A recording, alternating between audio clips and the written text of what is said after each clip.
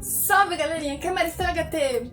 Bom, hoje eu trago aqui um vídeo pra vocês sobre, digamos, a maior montanha assim, que existe na face da Terra, o Monte Everest, ou como muitos conhecem, o Monte Arco-Íris ou o Monte da Morte. Eu espero que vocês gostem desse vídeo. Eu peço pra vocês deixar o joinha. Quanto mais likes vocês me dão aqui nos vídeos, mais o YouTube entende que vocês estão gostando deles. Eu peço pra vocês comentarem aqui embaixo o que vocês acharam desse vídeo. Também peço pra vocês se inscreverem no canal, ativarem o sininho. Quanto mais inscrições eu ganho, mais inscritos e mais rápido eu vou chegando aos 1000 inscritos. E por aí vai. Sem mais delongas, bora pro vídeo. Para muitas pessoas, o monte, inclusive pra gente aqui no Brasil, ele é muito conhecido como Everest. E pra fora também. Só que no Nepal, no Tibete e na China, eles têm outros nomes. Não me pergunte por que eles colocaram esses nomes, porque eu não sei. Cada um coloca o nome que ele sente que é aquele nome ali. Que tipo, pra gente tem o Everest e também outro nome que é conhecido como o Pico da Morte. No Nepal, ele se chama Sargamanta. No Tibete, Chomolungma. E na China, Zumulongma Phange. Parece que muitos desses nomes podem envolver morte ou alguma coisa envolvendo isso.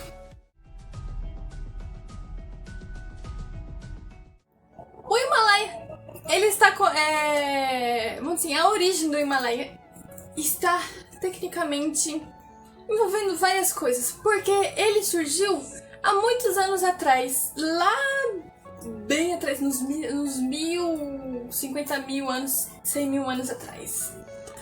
Porque a localização do Everest, ele está no meio das cordilheiras dos Himalaias. E o Everest envolve um tipo de um processo natural que é conhecido como dobramentos modernos. Eu não sei o que significa isso. Ou também que são muito conhecidos como cadeias orogênicas ou cinturões orogênicos. Eu não sei o que é isso, eu vou botar aqui na tela para vocês saberem. Eu só estou informando vocês. Digamos assim que as estruturas geológicas são originárias de tectonismo. O que seria isso? Tipo, as rochas se movimentaram. São iguais praticamente quase as placas tectônicas. Ou se eu estou falando merda, desculpa. E o que envolve isso? Por elas serem, jovens, elas descobertas há pouco tempo atrás, elas têm a uma altura, essas montanhas têm uma altura muito grande, por serem muito jovens. Isso que é porque tem outras, como eu posso falar, outras coisas no planeta que são bem mais velhas do que elas e são menores do que essas montanhas, as montanhas rochosas, por conta de sua altitude e dos seus poucos anos descobertos. As montanhas tecnicamente começaram a aparecer há 250 milhões de anos atrás. Só que as do Himalaia apareceram entre 40 a 50 milhões de anos atrás. Por conta das erosões do planeta que estava tendo. Para descobrirem o tamanho da montanha que era o Everest, envolveu várias coisas durante os anos e muitas discussões. Por conta disso, o pico demorou a ser, tipo, tecnicamente medido. Eles entravam em várias discussões. E quem tecnicamente deu o primeiro passo para falar o tamanho do Everest foi a Índia Britânica. Que deu, vamos botar aí na minha língua, que eles fizeram um tipo de uma discussão matemática para falar sobre o tamanho do pico. O Everest, ele é também muito conhecido como o Pico 15. E ao longo dos anos, a China e o Nepal tecnicamente debateram e mediram a altitude do Everest. E falaram que ele tinha 8.848 metros de altitude, Aí eles entraram numa discussão, os dois países tecnicamente brigaram entre eles. Aí a Índia, tecnicamente a Índia, uma pesquisa indiana entrou no meio dessa briga para, vamos dizer, estabelecer a altura. Em 1955, eles começaram a debater, só confirmaram a altura do pico em 1975 por conta de vários debates e várias brigas entre os dois países. A briga dos dois países continuaram durante 5 anos, eles debatendo por conta do Everest, para saberem exatamente a altura. De 2005 até 2010, a China achava que era melhor, tipo, medir a altura do monte, vamos assim, sobre as rochas, tecnicamente, das rochas até o pico, da ponta, vamos assim, embaixo até em cima. Já o Nepal queria começar a medir do pico por conta da neve, que ele achava que ficaria mais fácil. Só que não era bem assim. A China estava certa quanto a isso, porque a neve ia atrapalhar a medição. E eles conseguiram medir o pico, o monte, e chegaram em uma conclusão que o pico do Everest mede de 8.848 metros, para muitas pessoas conseguirem subir. Curiosidade sobre o Everest. O Everest, ele tecnicamente foi uma homenagem de Andrew Scott ao seu predecessor. Tecnicamente, vamos dizer, amigo de Andrew. Foi George Everest, que, vamos dizer, que Andrew acabou nomeando o sobrenome do amigo na montanha. Ranjinath Scalder, ele foi um geógrafo e topógrafo muito famoso da época, que por conta disso ele acabou encontrando, tipo, falando o tamanho do pico, da altitude do Everest. Aí envolve muitas brigas entre os países da Índia, entre outras coisas. E por conta disso, houve das brigas. Alguns indianos achavam melhor ter colocado o nome do Everest, não de Everest, mas sim Pico Scalder, por conta do topógrafo Haddad, não o George Everest, que foi nomeado por um do Monte Everest. O pico tem 2 caminhos que você pode tentar subir. Um fica a sudeste do Nepal e a outra fica a nordeste do Tibete.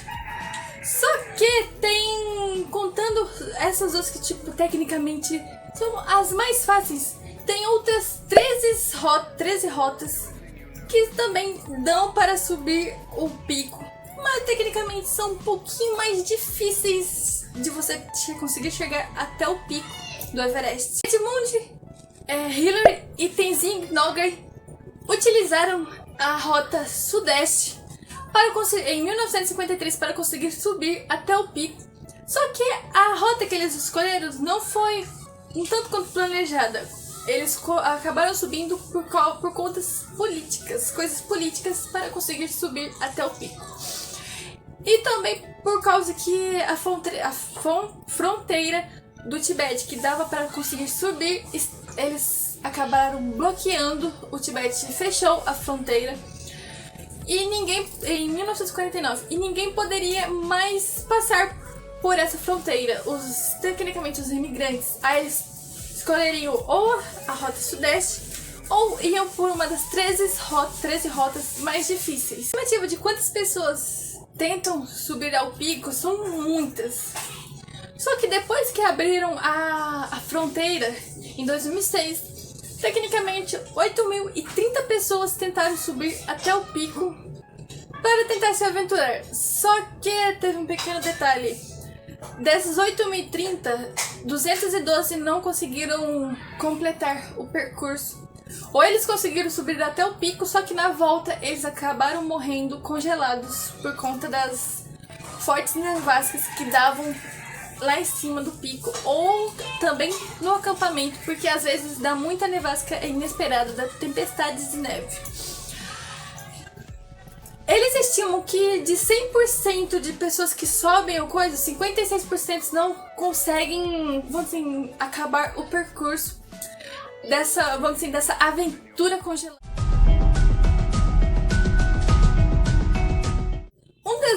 Um desastre que ocorreu em 1996 ficou muito famoso, vamos dizer, na história. E também acabou que virando documentários, alguns viraram livros. Por quê? Em 1996 ocorreu decidiram fazer uma escalada entre 19 pessoas. Se eu não estou enganada, 3 ou 4 deles eram alpinistas profissionais. Que tentaram subir até o pico com essas 19 pessoas. Só que, inesperadamente, aconteceu uma tempestade de neve, uma nevasca, que catou todo mundo desprevenido. Eles pararam no acampamento para descansar, porque eles já tinham subido muito até a metade do caminho. Aí eles dormiram. Aí no outro dia eles continuaram subindo.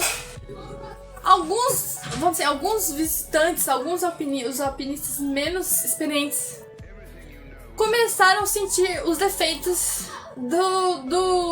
da subida, sentir tontura, enjoos, canseira, muita fadiga, eles não conseguiam respirar. Eles levavam com eles tanques de oxigênios para poder conseguir respirar e chegar até o pico. E um deles também que começou a passar muito mal foi um dos alpinistas. Ele começou a ter muitas náuseas e a vomitar muito. E por conta disso ele acabou, ele falou, eu vou ficar mais atrás do grupo para conseguir levar todo mundo. E eles foram indo, e esse alpinista ficou indo mais atrás, passando mal. Eles conseguiram chegar ao cume, eles ficaram lá, eles chegaram meio-dia, ficaram uns 30 a 1 hora em cima do pico e resolveram descer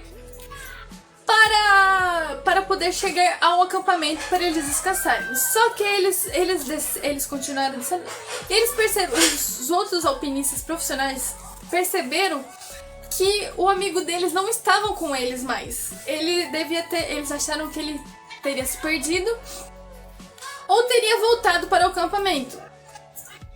Só que eles continuaram descendo. Eles falaram, vamos descendo que talvez a gente encontre ele. Eles continuaram descendo. Só que a tempestade pegou eles muito forte. Aí eles falaram, ou a gente continua descendo, ou a gente para em algum lugar, numa caverna, não sei, uma caverna de gelo, para conseguir se proteger. Uns queriam continuar, outros queriam ficar. Por conta da nevasca, muitos deles ficaram, os alpinistas que não eram profissionais, um deles começou a congelar. Tipo, tem hipotermia, começou a congelar e começou a passar mal. Eles preferiram ficar, uns ficaram com essa pessoa e um alpinista profissional e outras pessoas desceram o cume. Só que na descida eles conseguiram encontrar o outro alpinista profissional. Ele estava morto, ele morreu e congelou instantaneamente. Ele estava morto e eles desceram a montanha até o acampamento para procurar ajuda, tipo, para chamar ajuda no rádio ou conseguir alguma coisa. Só que quando eles chegaram no acampamento em si, eles foram pegos pela tempestade, eles não conseguiam sair das barracas. E as outras pessoas que estavam lá em cima também não conseguiam descer por conta da neve, que estava muito forte e também muito fofa. Porque dependendo de onde você pisar, a neve podia te arrastar e te soterrar. E por conta disso eles acabaram, em um dia, 8 pessoas acabaram morrendo congeladas por conta de uma nevasca inesperada. E 2 alpinistas profissionais acabaram morrendo congelados. Os nomes dos alpinistas que morreram, um deles era Rob Wall e Scott Fisher. Um dos amigos deles, que tecnicamente sobreviveu a esse desastre, falou que eles subestimaram o Everest. Eles falaram que eles iam conseguir subir e iam sair ilesos. Eles faziam muita graça em cima do Everest. Eles subestimaram e acabaram morrendo.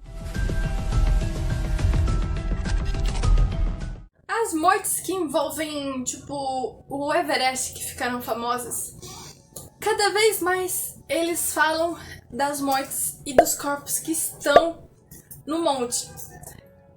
O Everest, até agora, em 2019, o último caso, casos de morte que coisaram foram de 20 pessoas que morreram congeladas no pico.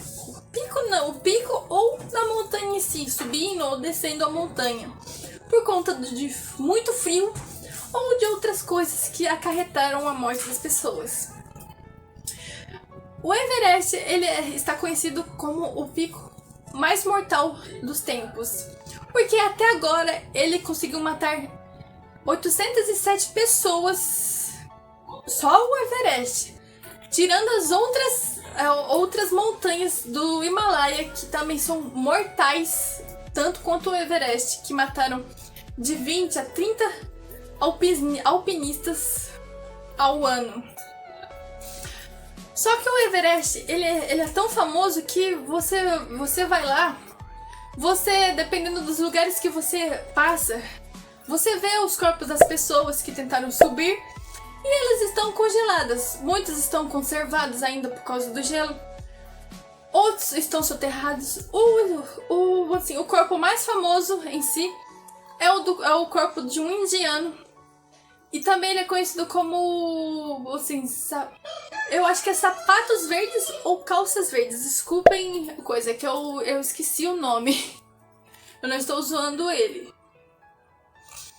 E ele ficou muito conhecido, porque você vê muito bem o corpo dele congelado. E também, se você, de cima, de drone ou de helicóptero, dependendo do local, você vê vários equipamentos das pessoas que morreram no Everest, tipo barracas, mochilas, um monte de coisa assim. Por isso que o Everest ficou muito conhecido como o Pico Arco-Íris. Bom, galerinha, esse foi o vídeo. Eu espero que vocês tenham gostado dele. Eu espero também que eu tenha explicado alguma coisa, pelo menos, que vocês entendam. Eu tentei resumir muito esse vídeo para vocês entenderem sobre o Everest. Eu espero que vocês gostem realmente. Eu peço para vocês deixar o joinha, comentar aqui embaixo o que vocês acharam desse vídeo, se inscrevam no canal, ativa o sininho e mandem temas para mim fazer para vocês. Bom, sem mais enrolação, até o próximo vídeo!